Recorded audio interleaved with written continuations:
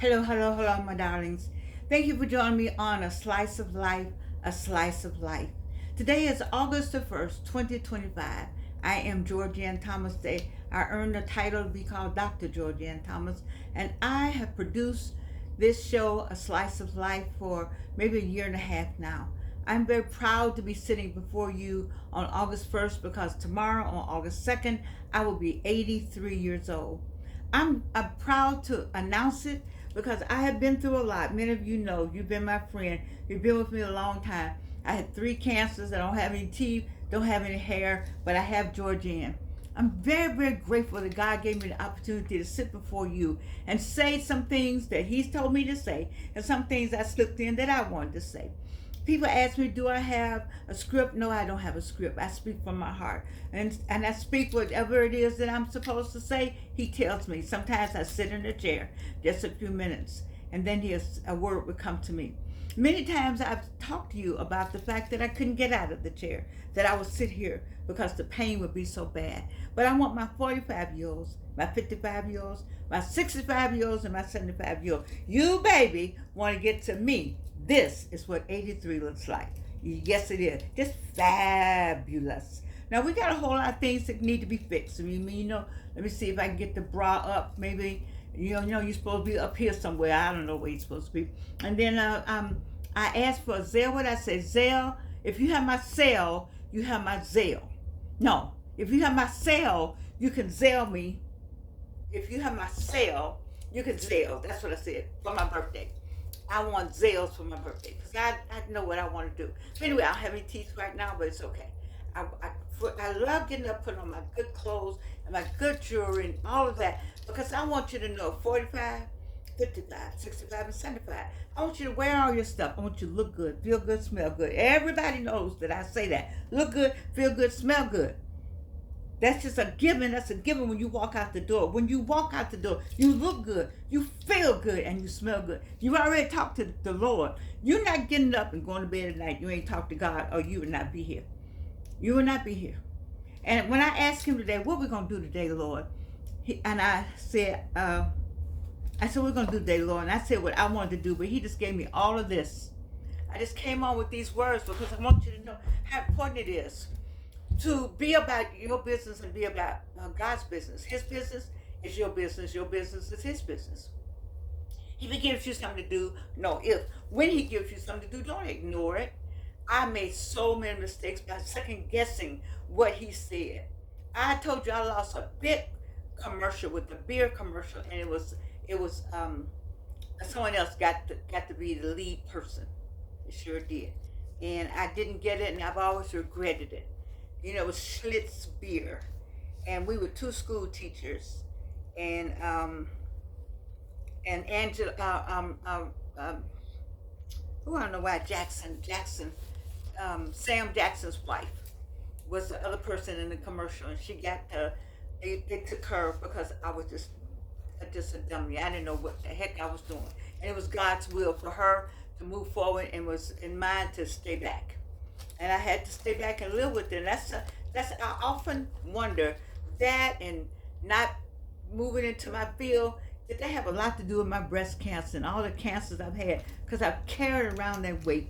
But since we've been doing this show, and since I've been doing this show, I've been free to just tell it now, and it's made a difference to me. It's made a difference to get out of my head. A lot of times we walk around with things that you should have just said, forget that. Go on to the next thing, but I didn't. I regretted and regretted and regretted and regretted, and just took myself farther and farther away from what God told me. And so the best thing that could have happened to me was all the things that did happen to me. All the bad cancers, all the bad everything. All the bad that happened, I needed it all, apparently, to make me the Georgianne that I am today, that I can stand here and talk about it and say something about it and encourage people. That's what I want to do. I heard a noise. Shouldn't I be hearing a noise? Sometimes I hear, Lord have mercy. It's distraction. I like Myron Golden because he talks about distraction. How you could be on a path. You're on God's path and something will pull you off, and pull you off and give you something extra to do that wasn't even on your list to do. Just distractions. So as to talk, the more I talk about the Lord, the more stuff fall and move and all kind of foolishness goes on in here. And I just let it go because I know this is God's plan. He gave me this. My daughter encouraged me, others encouraged me to go ahead and do these videos on YouTube. I must have started age 80. I'll be 83, so I must have started 81. I've been doing them a couple of years now. I don't have what I wanted for my birthday. I don't have it yet, but I still may have it. I wanted for my birthday to have 1,000 subscribers. And I want to thank Coco Dunston and her daughter Chan Johnson for making it a part of my birthday to get as many people as they can to sign up so that I can have 1,000 people. Do you know how many so-called friends I have on Facebook? And I asked them, would you please help me get people sign up so I can have 1,000 people? And nothing. And Coco said, Georgianne, I'm going to do it. I have a whole sorority, which I love dearly. I love dearly. And I said, well, I don't know if you can ask them. I don't know. But I'm just not going to do that. I'm just wanting to be like Myron Golden. So this is where I get in trouble with the Lord. Myron says, you don't look at the numbers, you just do the work and let God take care of it. But you know, this is why I get in trouble. This is why I'm not a preacher, because I get in trouble myself. But I do thank him for giving me 82 years. My sister called me today, you know, and I felt good about that. I haven't heard from my brother yet. That's because I want to see him. I really want to see both of them. But it's okay, because we can do Zoom. I forgot you can do Zoom with people. I can call them and see and do Zoom with both of them. We haven't done that. Yeah, that'd be something to do. So I want to talk about what I did this summer. And you're gonna say, "Oh, you bragging?" Well, you can look at it any way you want to. I want to talk about it because I want the 45-year-olds. My daughter's offering a class. These are my books. I wrote 4 of them, 3 of them this summer, and here they all are. And my daughter's teaching a class, Write with Avalon, W-R-I-T-E, Write with Avalon, A-L-B-E-L-Y-N. And now Avalon just went over my books. But Avalon, I'm the mama. So, you know, I brought her in the world. And she came out of the world, she came out of my womb with a pen in her hand. She's been writing that long. Very professional, on a professional level. She wrote for the Journal-Constitution, for anybody black, any black publication. She's written for them. She has a Northwestern degree in radio, film, and TV, and she has 3 master's degrees. Very, very smart woman, and can write. Ask Danny Black.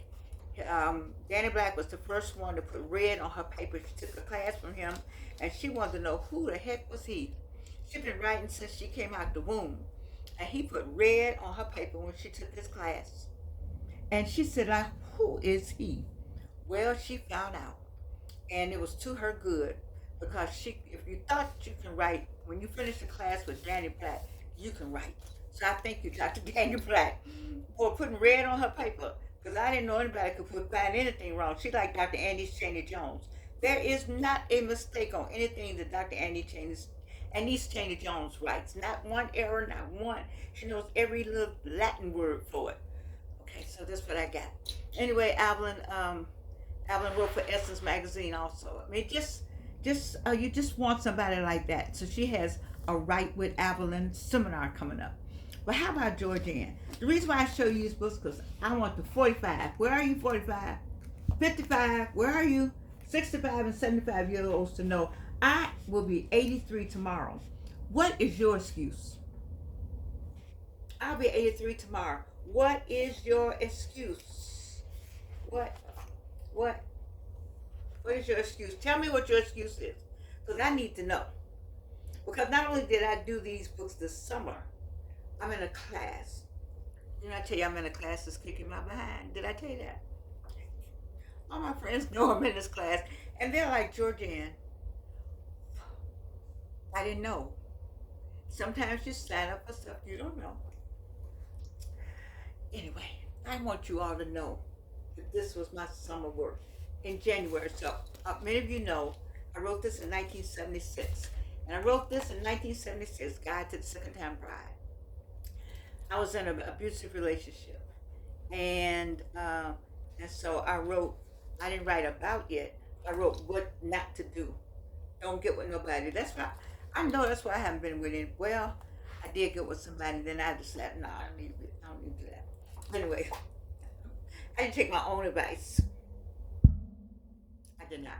But anyway, I want you to take this book, Guide to the Second Time Bride. They're all on Amazon.com. Amazon.com. So then I did this one. This one, Lawrence Bleaky Walden and I came up with this. See, I wanted to do a Doors project, and I talked about it, and I felt like it was being compromised. People were acting like I was stupid. I don't know what I'm talking about. So these doors represent 27 neighborhoods in the city of Atlanta that have been compromised, gentrified, or just removed, period, as you all say. And so I wanted to do a door project, and I've talked about it more than once.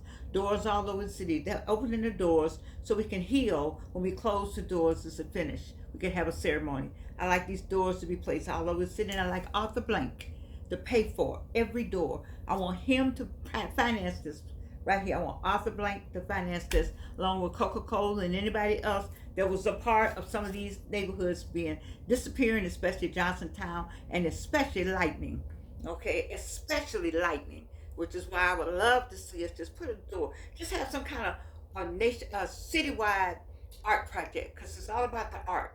You know, I'm an artist, so it's all about the art. If you go to my site, Museum Atlanta, and I thank my friend Beverly Maddox, a wonderful AKA. I love you. I love all y'all. Okay. Anyway, I have this wonderful site that I want everybody to go to called Who Lived Here, Where'd They Go? She did that site for me, and it has these doors on it. And these doors are represent the different neighborhoods that I talk about in the monograph that I was blessed enough to get done through the Absalom Jones Center for Racial Healing. The Absalom Jones Center for Racial Healing. I did that project 2 years ago, and the director at the time, who is not there now, she's retired, Dr. Catherine Meeks, and Miss Sandra Tarver, it remains there as administrative assistant. She's still there, and so we did that. We did a monograph, and the monograph sits on the site with the book. I mean, with this picture with all the neighborhoods, and then I have a picture of the actual raison d'etre for me starting this project that focuses on people being removed from the neighborhood and being displaced, and the trauma associated with that. When I took the picture of the stairs on Northside Drive, many of you have gone down Northside Drive by the stadium, and you looked at all the shiny parts, but you haven't looked across the street of those steps. And there's Miss Coco Dunson, who is not only is an entrepreneur, but she is one of the few Black, or maybe there may be more now, women in construction, who said those stairs are there, Georgianne. The reason why you were still able to capture something left over from Lightning, which goes into Vine City, is because that's a wall. They need that retainer wall, and that's why those stairs are there. If you haven't paid attention to them, if you look at those stairs, there used to be houses there. People lived there. Start looking at stairs and start remembering that the stairs led to something. There's some kind of house to sit there. Some kind of home was there. Some kind of family was there. All right, some kid played there. Somebody ran up down the stairs, and I myself, with Donzella Fowler, I went up those stairs as Donzella's mother lived there, and up those stairs. And I went in Lightning during that time. So it's a lot of information in here. I give you a snippet. In this one, I give you just a snippet of let me go here. I give you snippets of chapters on the mapping of memory, trauma-informed analysis, the myth of blank slates, the language of erasure. And I think this next book I'm going to do, I got my list of erasure, language of erasure. When I went to speak for Dean Jackson in Morehouse College and Dr. Monique Earl Lewis in Morehouse College, I put a paper out that people gravitated to the paper more than this third book I'm going to talk about. And so I was wondering why, because I had a language there of erasure, language of erasures and language of healing. And so they wanted that paper. I wanted to get it into a booklet. I never did, but I'm about to go. I'm gonna do that before the summer's over, before school starts. I'm gonna get all those vocabulary words and make kind of a glossary book, and then people can look at it, and it would be like a book to go with in conjunction with the work here, and and um and so it's so anyway. That's why I want to talk about the language of erasure, reclaiming place through public memory. That's where the GIS comes in, and then I just so forth and so on. Now these paragraphs are these chapters. I got 31 chapters, I think I did, or something like that, in 30 chapters. Okay, 30 chapters, but they're only paragraph. You know, because it's a book that leads itself to just to help you get some understanding of what the whole Who Lived Here, Where They Go movement is about, and why it's important that we study it, and then I will do like a little paragraph. So it's not much on the writing, just a little paragraph or two, and then the vocabulary that you can use, because many of you are working on your dissertations, or you're studying this whole gentrification. And so I give you some vocabulary words, or urban renewal, which in the book Ruth Shop, she calls it Negro removal, but anyway, that's a whole nother thing. Trauma informed. And then I give you some scholarly citations, which I love. Mindy Thompson, Full of Love. I don't know where she is. I wish somebody would just connect us. I've called and left 2 or 3 messages. Do you know Mindy? Do anybody know Mindy Full of Love? Well, please tell her I'm looking for her. Then I give you some healing strategies, because we need to heal. See, doors represent a healing strategy for me. That's what I think. And so I want them all over the city of Atlanta as art projects, and then part of that is the healing project, and invite the people in for these different neighborhoods, which these are my friends. I have friends in every one of these neighborhoods, and I would ask them to come in, and let's talk about what we can do to make this a better a project, a citywide project. And I have discussion questions. Why is it important to apply a trauma-informed lens to community redevelopment? It acknowledges the emotional and psychological harm done, promoting healing and justice rather than further harm. So I'm all about that emotional and psychological harm that was done. The person who works with me is Reverend Jerome Banks. I'm so glad to have met him. I met him through Archbishop John Lewis, and because he's able to tell the lightning story. There are many stories. If you go to my site, Who Lived Here, Where Did They Go, you will hear the stories from the community, and those are my friends that I asked to come. When Dr. Meeks asked what else can we do with all of this, and it was her idea that we take their stories and let's put it on film. I thought it was a good idea to have it on film. And then I said I had somebody, but I was going to write the stories all out in a book. But I guess I was going to take too long. So this was a shortcut version. I still haven't done it, but at some point now I can do a little more, because as I work through all of where God is sending me with all of this. So here you have this here, and then you have the healing strategies, discussion questions, because I'm a classroom teacher. This is for a classroom, and just I hope that this works for you to use. That's not formatted in the best, because this is self-published Georgianne, but I love it myself. I got a little bit about myself on the back. I didn't want to do much, because who cares? Really, it's what happens when a neighborhood disappears. What happens with the people who live here? Where did they go? I like for this to be a movement across America. So that's book 2. How we doing? We got book 1, and then book the companion to Who Lived Here, Where They Go is this book, Who Lived Here, Where They Go. Second name, GIS mapping workbook. So if you're into GIS, then you'll like this. I like this one the best, because this one is just I took, well, how many did I do? Geographic Information Systems. I took maybe 16 of them, maybe. I think I don't see what I did now. But anyway, I got, so I put a lesson plan in here because I'm a school teacher. So I got a lesson plan for you. And if you need to teach, I want people to teach from this book. I really want this to be a book that's used throughout the country with scenarios of what happens in neighborhoods, scenarios that are real scenarios. And then how will you use what tool would you use? What GIS tool would you use to in order to show how to map what happened in that neighborhood, and that's what we want to do. We want to share this with the people who lived in that neighborhood, and or if it's a classroom setting, so that you have the knowledge of not to do that anymore. You know, this is for preventive medicine. This is preventive medicine, and it's also a history book in terms of how you have to go back and map some of these neighborhoods, and I think you would like this.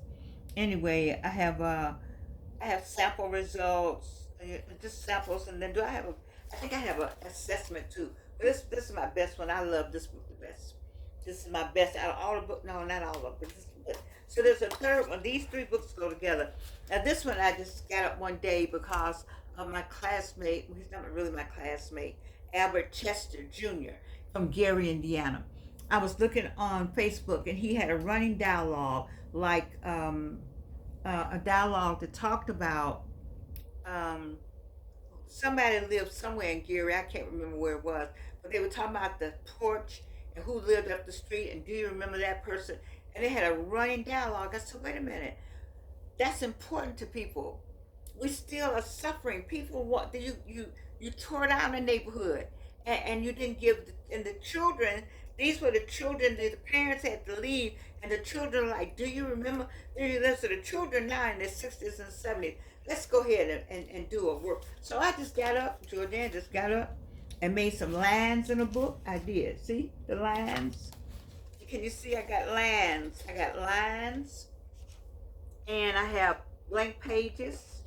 Said it's got lines. I did. See that? Just lines. And then somewhere lines, just lines. You see all the lines and blank spaces? Lines and blank spaces. See that right there? Because people need to write. They need to get some of that off of their heart. It will help if we had people just give these away. Just buy these and give them away. Buy these and give them to leave them at church for people who live here. Where do you go? Our streets, our stories, a legacy workbook for the beloved community. Because Dr. King talked about the beloved community. And here's the book that I have for the beloved community, because we were a beloved community. The people who in Vine City, they know they were a beloved community. And Lightning was a beloved community, and Kirkwood and Summerhill and all the places, Joyland, those were our beloved communities. And so I said, look, draw your neighborhood. I use mapping tools. I give you blank pages in here.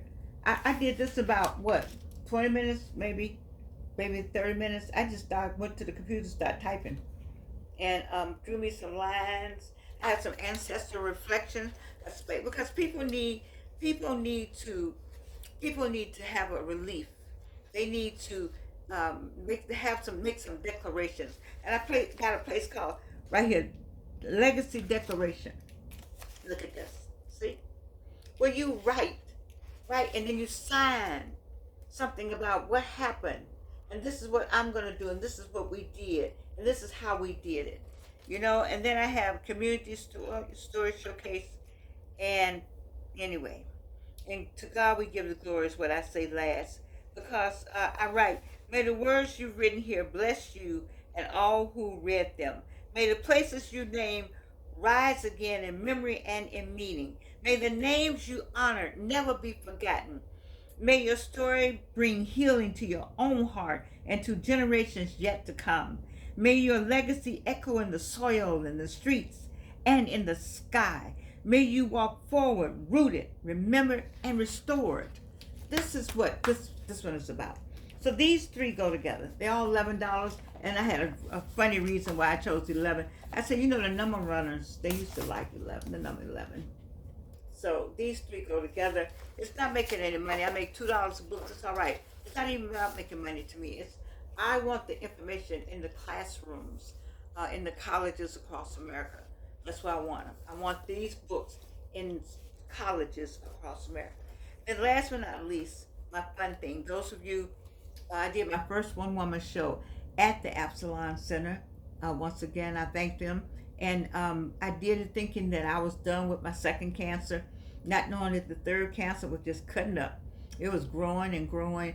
It was growing. But anyway, it was growing as we were speaking, basically. And I did this on February the 13th, 2020. So by March 2020, we were a different country. But February the 13th, we were still into the love phase. We had Valentine. They were still arguing over whether or not we had a pandemic coming. So we were packed, standing room only. If you go look on YouTube, you'll find this. This is also the cover for my album that I released at age 80. I think put the album out. But anyway, in the meantime, in between time, I don't have my own book. I still have the author's copy, but you can find this book for $11. And I think I've read some things out. Those of you who came to my one woman show, if you didn't come to the one woman show, it's okay, because you can get the one woman show is right here at your hand. And and I thank everyone for all that you've done to help promote this book. I have a friend in Chicago. Her name is Bridget Chapman, and she asked permission to read my favorite, His Kisses Are Still in My Mouth. You all know I love that poem. I love that poem. His kisses are still in my mouth. And the reason why I love that poem, because his kisses are still in my mouth. You ever been in love with somebody and you're going to love them to the day you die? I'm going to love him to the day I die. That's a fact. You ain't got to worry about it. He doesn't have to worry about it, and then we're not together. He's not right. He's not right. He is not right. If he was right, this wouldn't be going on. But I want to thank him for the music I wrote on his behalf, because he gave me it's something that I could write. I wrote some great songs just based around our relationship, and this Kisses Are Still in My Mouth. That was an awesome poem. And so I have someone in Chicago named Bridget Chapman. She calls herself Blake. She's on YouTube, and you will hear her soon. She will be reading her poems, and then she'll be reading my poem, His Kisses Are Still in My Mouth. So I don't know how she gonna read it. She need to think of some kisses that stayed up in her mouth. Come on, Bridget, because you got to read this, because when I read it, babe girl, I still remember. But sometimes many of you've been young and you've been old, and you've been all those times that you will love somebody till you die, but they're not right. So you let them go on over there, and all them other places you go, because you prefer to be over there, and you prefer to be over there, because you prefer to be here, you will be here. So it's all right. It's all right, because some experiences you just need to have in life, and some you get to hold on to, and I will always hold on to my love for that person. But this one right here, I want you to get this book. So all of my $11, all of them, even the ones I drew the line in. Shame on you, Georgian. I should have made that like $7. You know what I'm gonna do? I'm gonna make the companion book about $7. The glossary. I'm gonna do the glossary book.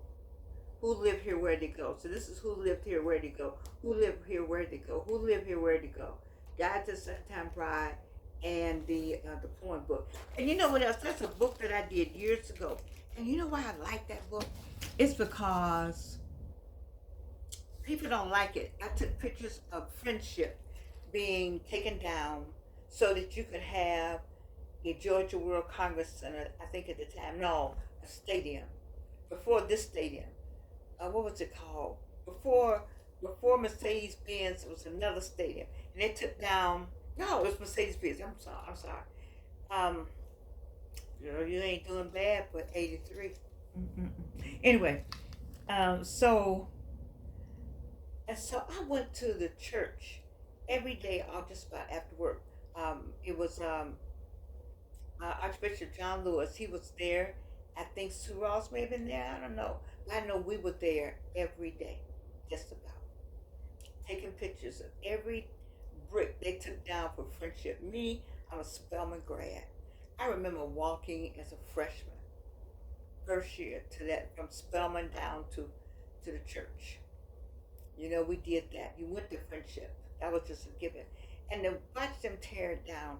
And when I did the book, one of the people who I wanted one of the members to see it, I was so happy, and she cussed me out and said, "How dare you, so to speak?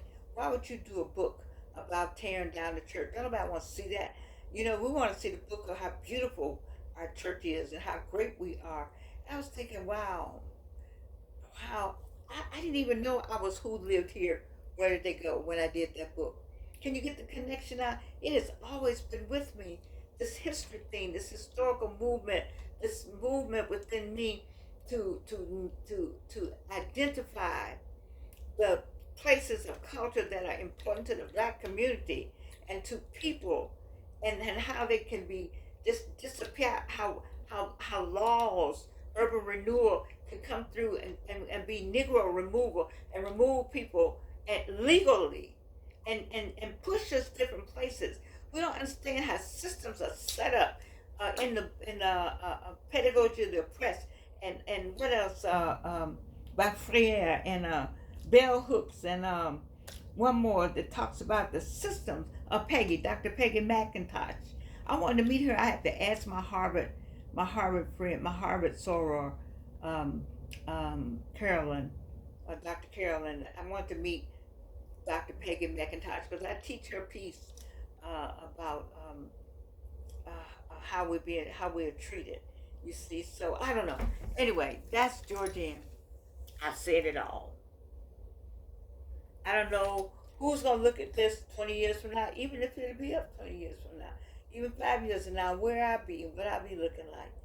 But I just want to thank God publicly for where I am today, and for the people that come into my life and help me. My church, Big Bethel AME Church, helped me tremendously. And I'm very grateful to every pastor that was there, because I've been there through. I started under James Davis, Reverend James Davis, who is now Bishop James Davis. And I'm still there. I'm trustee emeritus. We hit the ground running because he was the kind of pastor that just, not only did he command you, but he demanded that if you're going to be a member of the church, you're going to do something. And I didn't know if I worked for him or did I work for the city of Atlanta when I was working for Chief Judge Barbara Harris doing domestic violence. I thought I worked for Big Bethel AME Church.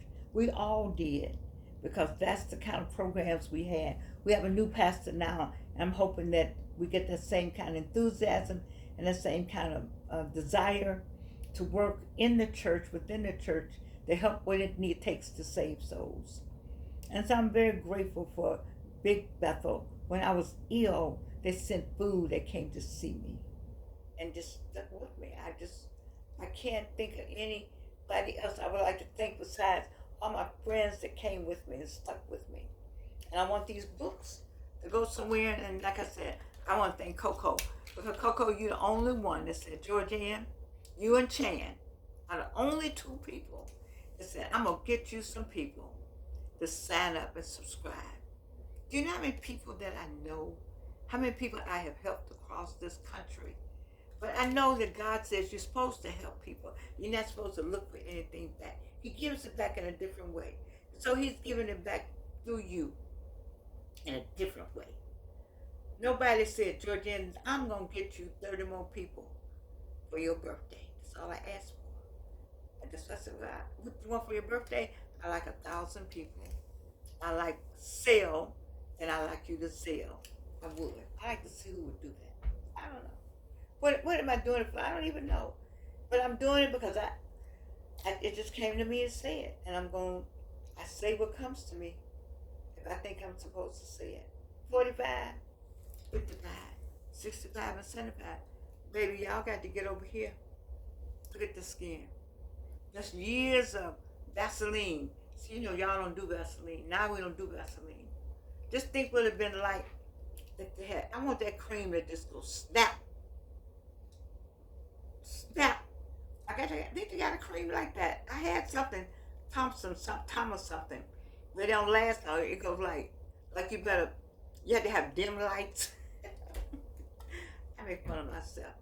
Like all this is from the Delta box. I went and found this in the room. I got more stuff. I don't know if something happened to me. I don't know how my daughter go. I'm like, all the Deltas, come get you some stuff. I told my sister, I said, I wish you were here to take some of this stuff with you. Something happened to me. My daughter got to get rid of all this stuff. It's just too much. Too much, too much, too much. Well, I feel blessed. 83. I'm about to cry about it in my own way.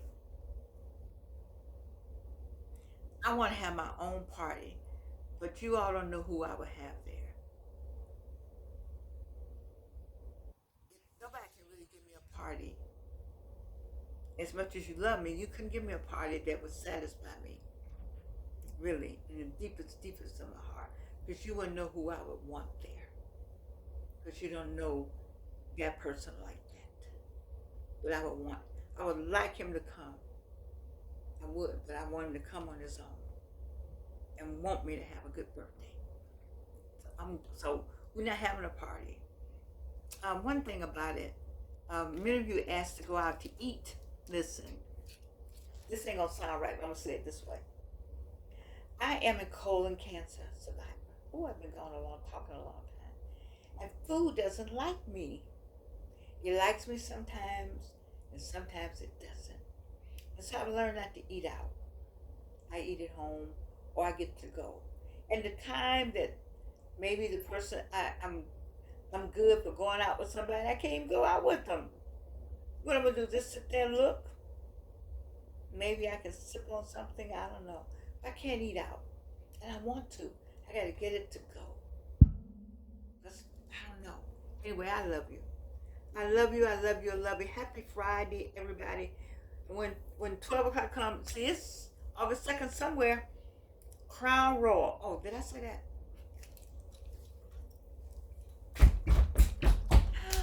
Ooh, Lord, I love Georgianne. I do, and I love you just as much. And you can't do anything about it.